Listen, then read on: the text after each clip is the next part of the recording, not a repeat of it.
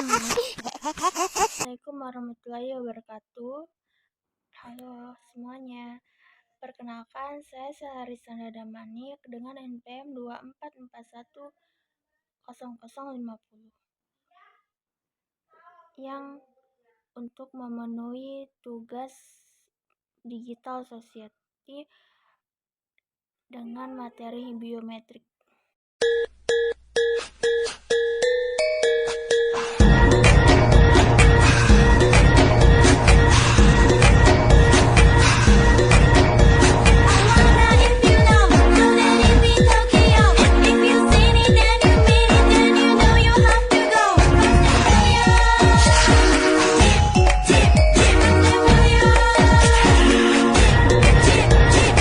Biometrik adalah teknologi yang digunakan untuk mengukur dan menganalisis karakteristik unik individu seperti sidik jari, wajah, suara, dan DNA untuk tujuan identifikasi dan autentifikasi.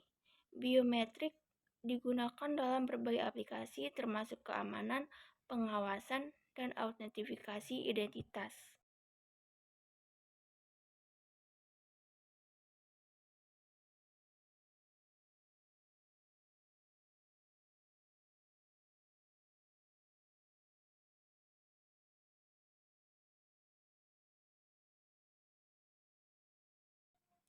Di dalam sistem biometrik, ada yang namanya tahap pendaftaran dan pengenalan. Bagaimana sistem biometrik mengidentifikasi pengguna berdasarkan ciri fisik atau perilakunya? Proses ini terdiri dari dua tahap, yaitu pendaftaran dan pengenalan. Selama tahap pendaftaran, data biometrik diperoleh dari individu disimpan dalam basis data bersama dengan identitas orang tersebut. Biasanya data biometrik yang diperoleh diproses untuk mengekstraksi fitur yang menonjol khas. Dalam banyak kasus, hanya kumpulan fitur yang diekstraksi yang disimpan, sedangkan data biometrik mentah dibuang. Selama tahap pengenalan, data biometrik diperoleh kembali dari individu dan dibandingkan dengan data yang disimpan untuk menentukan identitas pengguna, yang berdiri dari 4 blok pencocokan pola.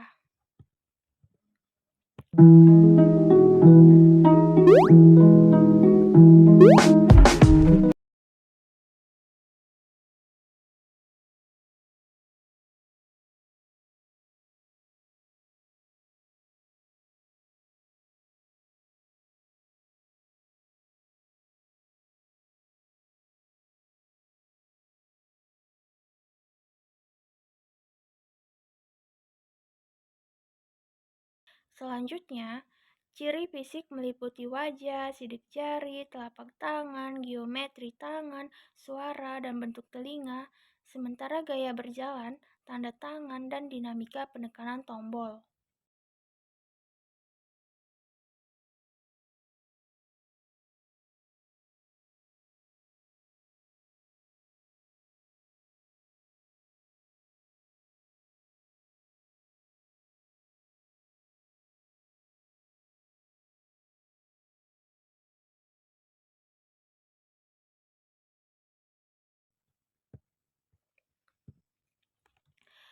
Di dalam sistem biometrik ada yang namanya modul sensor.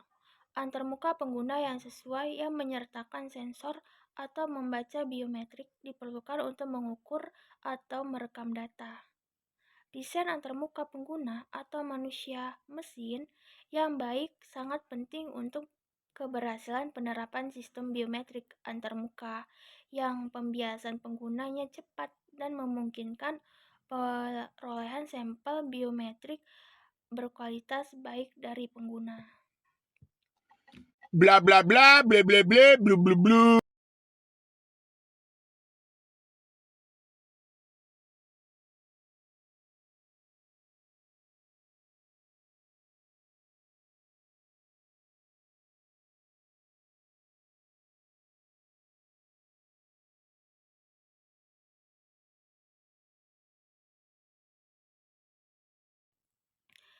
Kualitas sampel biometrik mentah juga bergantung pada karakteristik sensor yang digunakan. untuk sebagian besar model. Data biometrik mentah berbentuk gambar dua dimensi, misalnya sidik jari, wajah, iris, dan lain-lain. Pengecualiannya meliputi suara, sinyal autolido satu dimensi. Seseorang mungkin juga perlu mempertimbangkan karakteristik demografis produktif target seperti usia dan jenis kelamin, dan masalah budaya lainnya. Saat merancang modul sensor, lebih jauh faktor-faktor seperti biaya, ukuran, dan daya tahan juga memengaruhi desain sensor. Selanjutnya, modul ekstraksi fitur. Biasanya data biometrik mentah dari sensor mengalami operasi pra-pemrosesan sebelum fitur diekstraksi darinya. 3 langkah pra-pemrosesan yang umum digunakan adalah penilaian kualitas, segmentasi, dan peningkatan. Pertama, kualitas sampai biometrik yang dipelajari perlu diakses untuk menentukan kesesuaiannya.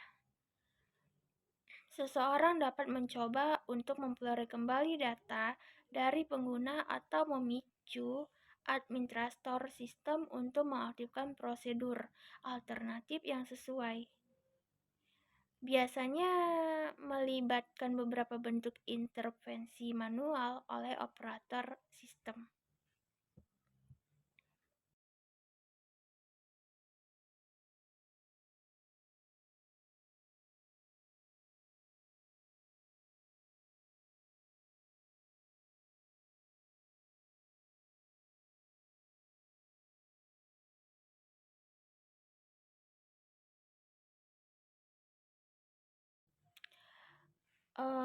Lanjut, modul pencocokan.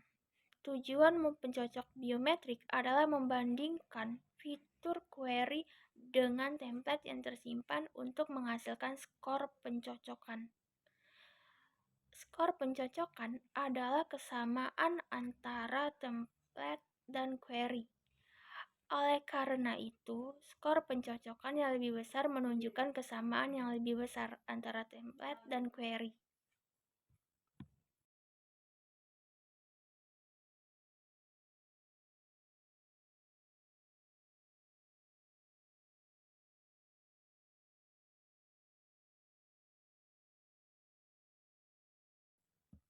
Selanjutnya, fungsionalitas biometrik.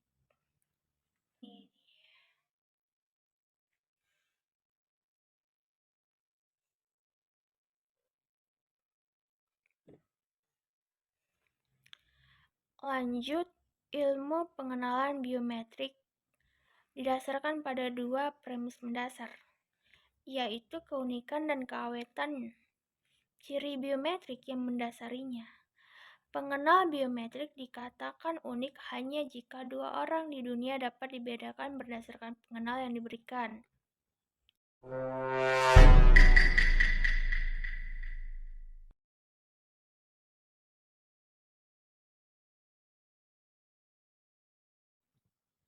Selanjutnya, kesalahan sistem biometrik.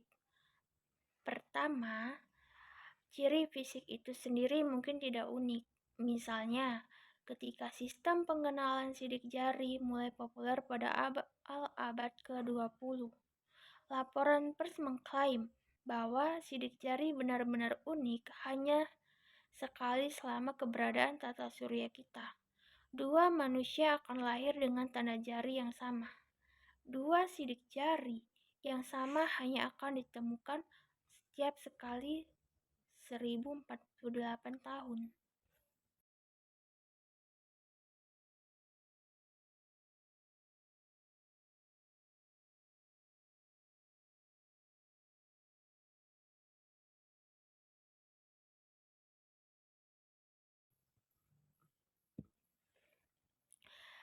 Kesalahan yang kedua adalah kesamaan genetik antara individu yang terkait, misalnya saudara kembar, ayah, dan anak. Juga dapat berkontribusi pada kurangnya keunikan beberapa ciri biometrik. Penampilan wajah saudara kembar identik hampir sama. Modalitas seperti DNA, di mana Konstitusi genetik individu sangat menentukan karakteristik biometrik mereka, disebut faktor genotipik. Misalnya, modalitas yang karakteristiknya ditentukan oleh sumber keacakan lain di alam disebut sebagai faktor fitur fenotipik.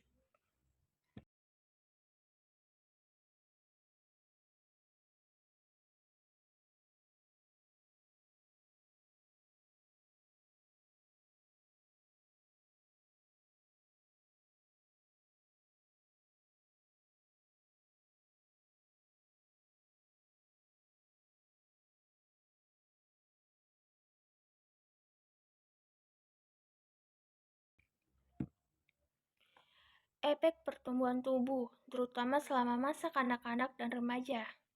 Pada pengenal biometrik umum seperti wajah, sidik jari, iris, belum dipelajari secara rinci. Bahkan dengan mengesampingkan kemungkinan perubahan, sistem biometrik praktis menghadapi masalah yang jauh lebih menantang. Sistem biometrik hanya bergantung pada pengukuran digital karakteristik tubuh dan bukan fisik yang sebenarnya.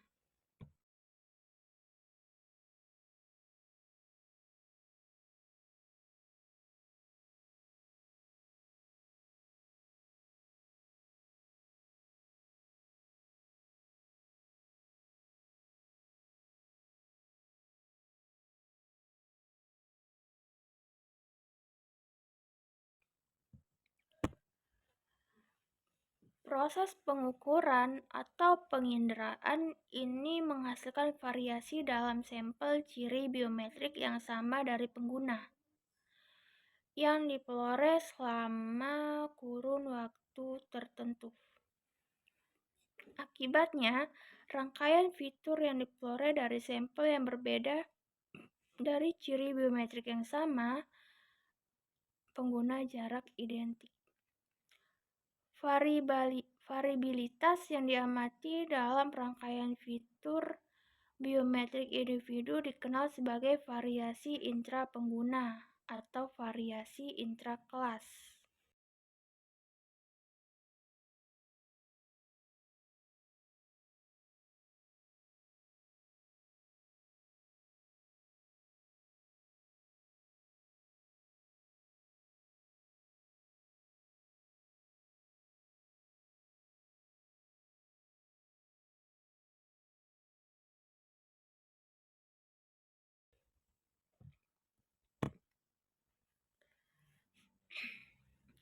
Variabilitas ini mungkin disebabkan oleh alasan seperti kondisi penginderaan yang tidak sempurna, misalnya sidik jari yang berisikan karena kerusakan sensor.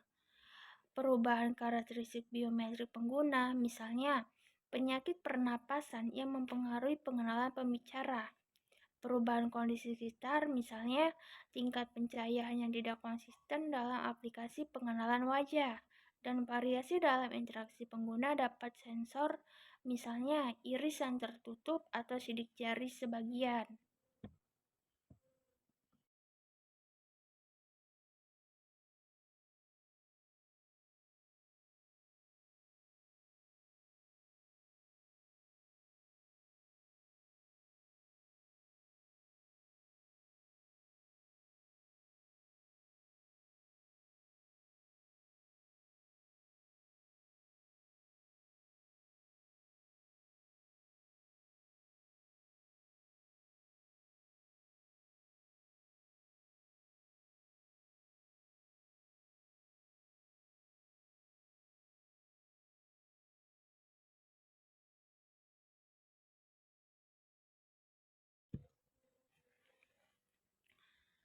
Variasi intrapengguna bahkan lebih menonjol dalam sifat-sifat perilaku karena susunan psikologis individu yang bervariasi dapat mengakibatkan karakteristik perilaku yang sangat berbeda pada waktu yang berbeda.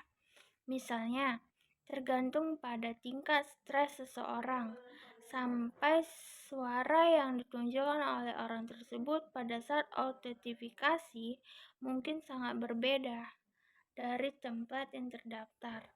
Demikian pula gaya berjalan dan tanda tangan orang yang mabuk mungkin berubah secara substansial.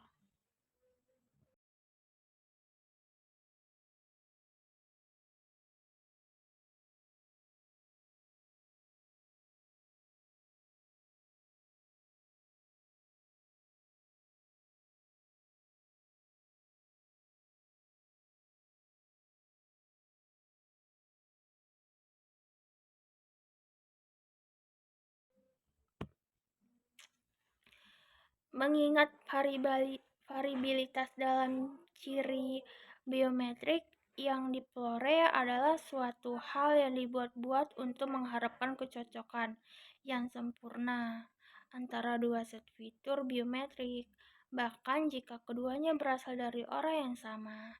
Bahkan jika dua set fitur memang identik, itu mungkin merupakan indikasi kuat bahwa data biometrik sebenarnya berasal dari musuh yang memutar ulang.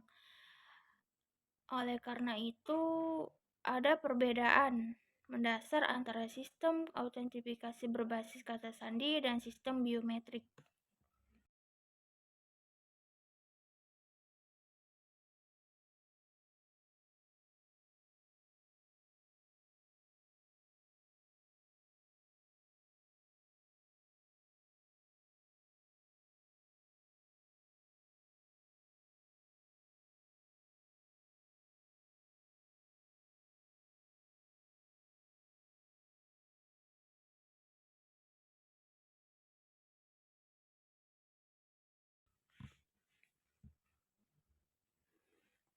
Dalam sistem berbasis kata sandi, kecocokan sempurna antara dua string alfanumerik diperlukan untuk memvalidasi identitas pengguna. Di sisi lain, sistem biometrik sebagian besar memutuskan identitas seseorang berdasarkan kecocokan dekat antara template dan query, di mana kekuatan kecocokan atau tingkat kesamaan diwakili oleh skor kecocokan. Seperangkat fitur biometrik yang ideal harus menunjukkan biometrik yang ideal. Dalam praktiknya, kedua kondisi ini mungkin tidak sepenuhnya terpenuhi, baik karena kurangnya keunikan yang melekat biometrik yang mendasarinya atau karena keterbatasan representasi masalah dalam ekstraksi fitur.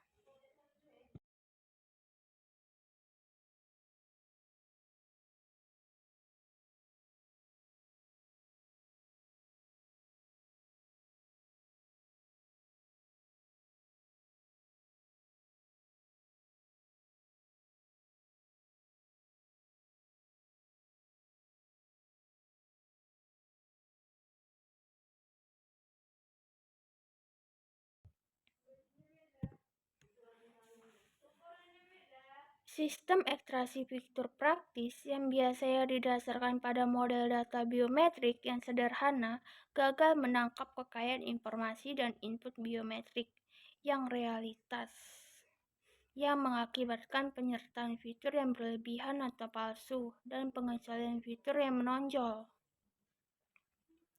Karena kesamaan antara pengguna yang besar, sistem biometrik yang besar dapat membuat dua jenis kesalahan, yaitu ketidakcocokan palsu dan kecocokan palsu. Bila variasi intra-pengguna besar, dua sampel dengan ciri biometrik yang sama dari seorang individu atau sampel pasangan mungkin tidak dikenali sebagai kecocokan, dan ini menyebabkan kesalahan ketidakcocokan palsu.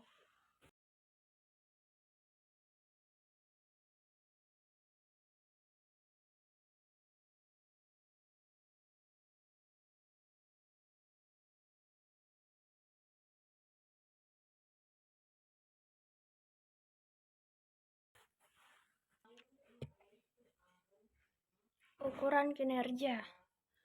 Ukuran dasar keakuratan sistem biometrik adalah false non-em atau VNMR dan false match rate atau VMR. VMR merujuk pada probabilitas yang diharapkan bahwa dua sampel pasangan atau sampel dengan ciri biometrik yang sama diperoleh dari pasangan pengguna.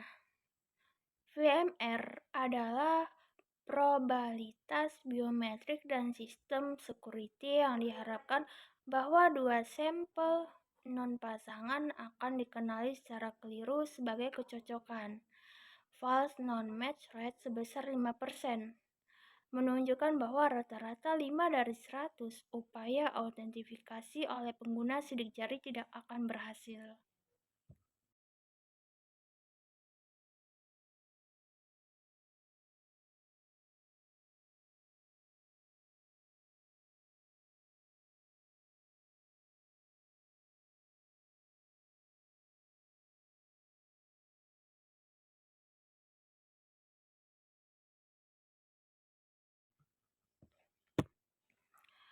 Skenario ini mirip dengan kasus ketika pengguna dalam sistem autentifikasi berbasis kata sandi membuat kesalahan saat memasukkan kata sandi dan diizinkan untuk memasukkan kembali kata sandi tersebut. Tingkat kecocokan palsu sebesar 0,02%, menunjukkan bahwa rata-rata 1 dari 5.000 upaya autentifikasi oleh penipu acak cenderung berhasil. Wajar saja untuk melindungi bagaimana VMR sistem biometrik dibandingkan dengan keamanan yang disediakan oleh sistem berbasis kata sandi. Pertimbangkan sistem autentifikasi berbasis pengetahuan sederhana yang menggunakan PIN numerik 4 digit. Karena PIN 4 digit dapat memuat 10.000 nilai yang berbeda, rata-rata diperlukan 5.000 upaya penipu untuk menebak PIN dengan benar.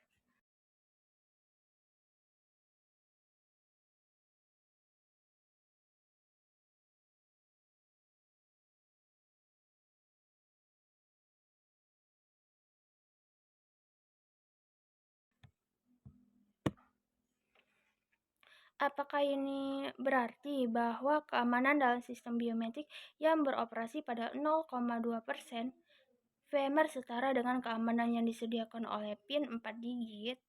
Jawabannya tidak, karena dua alasan. Alasan pertama, perlu dicatat bahwa keamanan efektif yang disediakan oleh PIN 4 digit biasanya jauh lebih kecil dari satu keberhasilan dalam 5.000 upaya penipu. Karena sebagian besar pengguna cenderung menggunakan angka yang mudah dilihat. Misalnya 1, 2, 3, 4, tahun lahir, dan lain-lain. PIN tersebut dapat digunakan dengan mudah ditebak oleh musuh dalam beberapa kali percobaan.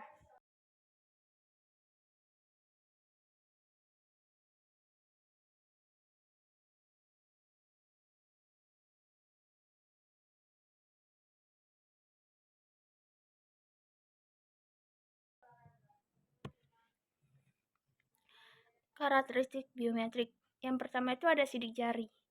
Sidik jari otomatis atau AFAS dapat digunakan untuk meningkatkan kinerja pencocokan.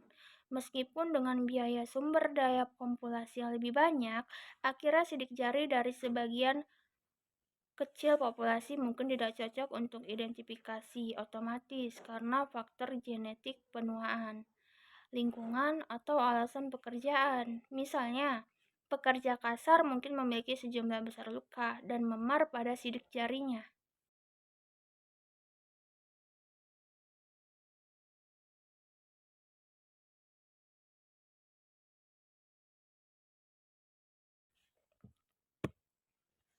Selanjutnya, telapak tangan. Telapak tangan manusia mengandung pola tonjolan dan lembah seperti hanya sidik jari. Area telapak tangan jauh lebih besar daripada area jari, dan sebagai hasilnya, sidik telapak tangan diharapkan lebih khas daripada sidik jari. Karena pemindai sidik telapak tangan perlu menangkap area yang luas. Pemindai ini lebih besar dan lebih mahal daripada sensor sidik jari. Telapak tangan manusia juga mengandung fitur khas tambahan seperti garis-garis utama dan kerutan yang dapat ditangkap, bahkan dengan pemindahan resolusi rendah yang akan lebih murah.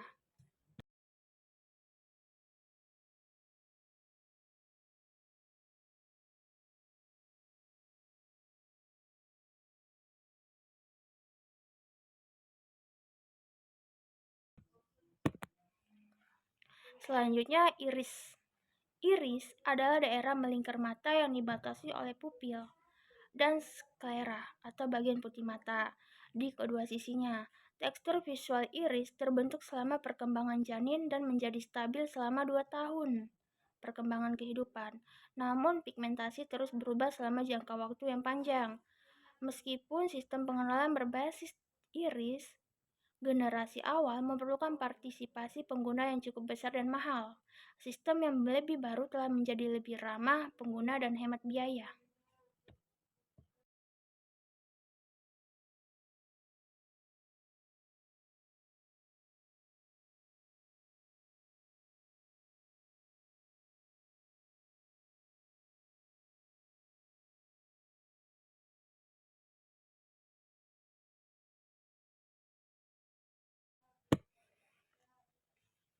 Selanjutnya, wajah.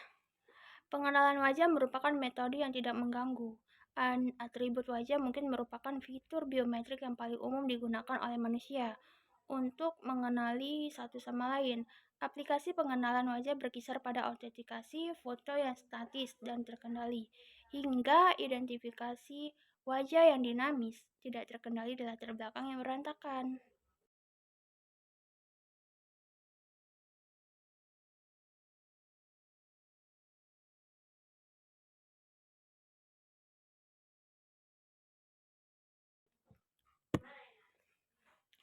Selanjutnya, suara. Suara merupakan kombinasi karakteristik biometrik fisik dan perilaku. Ciri fisik suara seseorang didasarkan pada bentuk dan ukuran pelengkap, misalnya saluran vokal, mulut, suara, bibir, dan rongga hidung. Karakteristik fisik ucapan manusia ini tidak bisa berubah untuk setiap individu, tetapi aspek perilaku ucapan berubah seiring waktu karena usia, kondisi medis seperti flu biasa, keadaan emosial, dan lain-lain. Suara juga tidak terlalu khas dan mungkin tidak sesuai untuk diidentifikasi skala besar.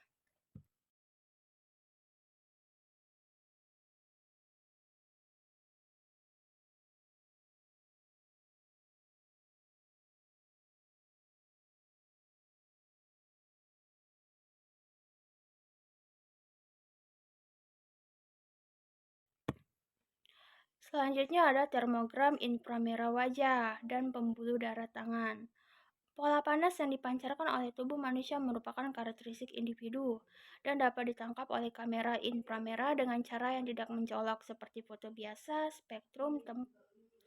Teknologi ini juga dapat digunakan untuk pengenalan rahasia.